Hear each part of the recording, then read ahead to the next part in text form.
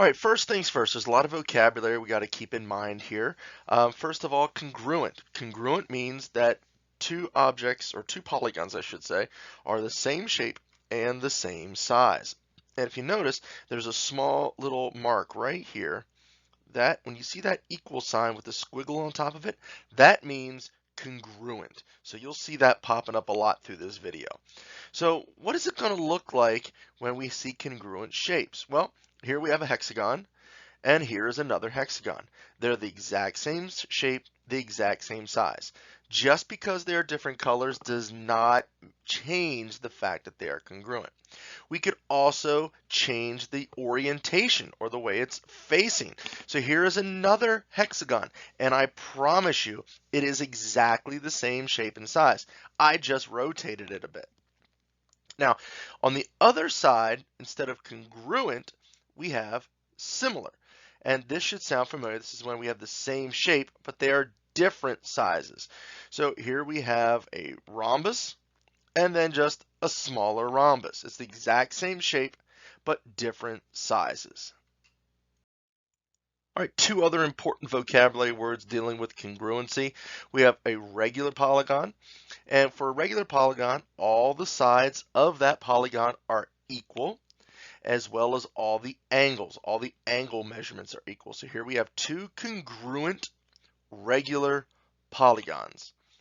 Now the opposite of a regular polygon would be an irregular polygon.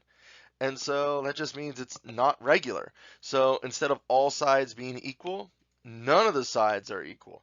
Instead of all the angles being equal, none of the angles. Now look at this crazy shape I drew. That would be an irregular polygon. Another important word we need to keep in mind is corresponding. Corresponding means when sides are matching up to one another. So corresponding sides of congruent figures are also congruent. Now, how's this work? Well, here we have two triangles, and I'm telling you right now, the triangles are congruent. The first thing we need to make sure we do with these polygons is name them. So here I have triangle ABC and triangle XYZ. So when we talk about the corresponding sides, we want to see which sides match up. So first of all, we look at AB and XY. See how they are on the exact same side and exact same position? They correspond with each other, therefore they are congruent. And there's our little equal sign with the wavy hat. That means congruent. So we'd read this: AB is congruent to XY. And the order in which we give those letters is also very important. Notice how we start at the top. A and X correspond with each other. B and Y are in the same position. I couldn't say BA is congruent to XY because they would be flipped around. It doesn't quite work that way. Okay, there's two other sides here. Can you guess which of two sides would be corresponding? Let's see. How about AC and XZ? Yep, there they are. Those two correspond in the purple line. And again, the order that we write those letters is very important. AC is congruent to XZ. And that leaves us with the last one. BC is congruent to YZ. And there we are with the yellow lines. So the corresponding sides of congruent polygons, of congruent shapes, are congruent to each other. All right, another important vocab word to make sure we keep in mind is a line of symmetry. And a line of symmetry basically divides your figure, your polygon, into two congruent parts. So it divides it not in half necessarily, but in two congruent parts. So here we have rectangle ABCD. And if we take a look at some lines of symmetry, how could we split it right into two mirror images of each other? Well, we could go vertically right up through the middle there, and so we could see how those are mirror images. They are congruent. We could also go horizontally. There's two other ways we could do this. That's right, we could go diagonally from corner to corner and also to the opposite corners. So here we can see we have four lines of symmetry in this rectangle. And I actually learned something today, that the lines of symmetry are always going to be equal to the number of sides of your polygon. So since we have 4 sides to our rectangle, we should make sure to find 4 lines of symmetry. All right, here's where it gets really fun. So sometimes we don't want to just say things. We want to be able to look at the shape and be able to tell and mark it up a little bit. So we have some special markings that we use. First of all, we have hash marks. And the hash marks are going to tell us which sides are congruent. So first of all, here we have, this is a parallelogram, and we'll call parallelogram RMTC. When we put a hash mark in, it's basically just a line. So here we can see that the top and the bottom are congruent to one another. So we put a hash mark, 1 hash mark. So RM is congruent to CT. But there are 2 other sides to this parallelogram. RC is going to match up with MT.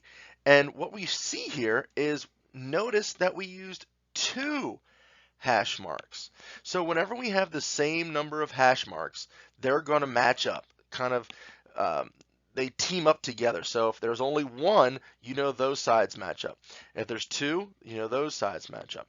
If we had, let's say, a pentagon, we might go up to having 3 different lines matching up. Or an octagon, we might have 4 or 5 sides matching up. It just depends. So what we would write is CT is congruent to RM. And again, that order of the letters is very important. We're going left to right here. Or we could say RC is congruent to MT. Again, the order going up and down. Inside our polygons, we don't just have sides, we also have angles. And when we're going to talk about congruent angles, we use what's called an arc. So here we go again. Here's our parallelogram CRMT.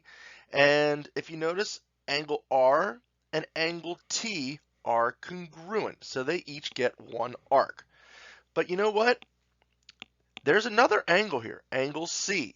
Notice that we didn't use 1 arc, we have 2. And what angle is congruent to angle C? Well, when we figure it out, we're going to use the same number of arcs. So there's only 1 left. That would be angle M. Notice the angles that are congruent all have the same number of arcs.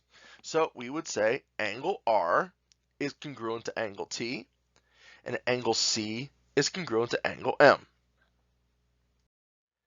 The last type of special markings we have for our parallelogram CRMT are arrows. And I know it gets confusing, but arrows are going to indicate which sides are parallel. That means that they run side by side, never intersecting with one another. So what we do, simply put an arrow. So if you notice, the top of our parallelogram is parallel to the bottom. So we put an arrow there. But if you remember, we've got 2 more sides. Those 2 sides are also parallel.